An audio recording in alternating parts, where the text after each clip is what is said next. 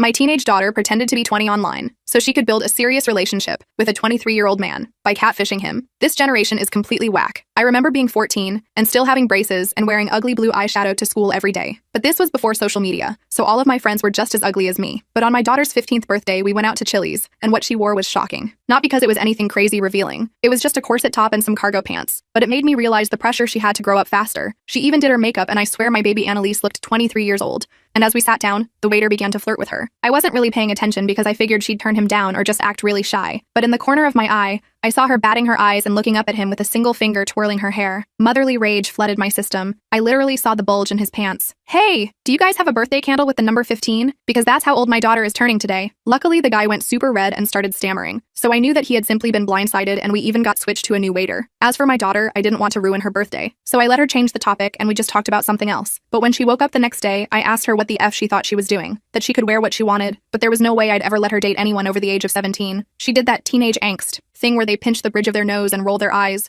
like it was the most original move in the book. So I grabbed her phone and unlocked it with her facial recognition. This time, something in her eyes changed. She begged me not to go through it. It was a good effort, but not good enough. Honey, I love you. And if you were a mother, you'd do the same thing. I then walked into my room and locked the door. There wasn't anything too bad. I did find what people call thirst traps on her TikTok, but her account was private and her following was mostly girls. The worrying part was her Instagram. There were bikini pictures plastered everywhere, with extremely sexual songs and angles. The most disturbing part was they were all taken on vacations that I took her on. Except I, obviously, hadn't taken any of the photos. In her texts were a bunch of guys from her high school that she was very obviously leading on. But amongst them all, one stood out. She had no mutuals with him, and in his bio was the name of a nearby university. My heart dropped. They had met a few months back, when she was 14, after she had met him in a cafe, and they texted for months before it suddenly stopped a few weeks ago. Well, first I needed to make sure that my suspicions were correct. I handed her back the phone and pretended like I was too old to have been able to find anything. I literally saw her smirk, and she even apologized for flirting with the guy yesterday. That night, I went to the guy's college. It was a pretty small campus, and it was a Saturday, so I figured that he couldn't be far. That's when I saw him, outside a frat house with Greek letters completely topless, DJing with a bottle of beer in his hand. I walked up the stairs and tapped him on the shoulder.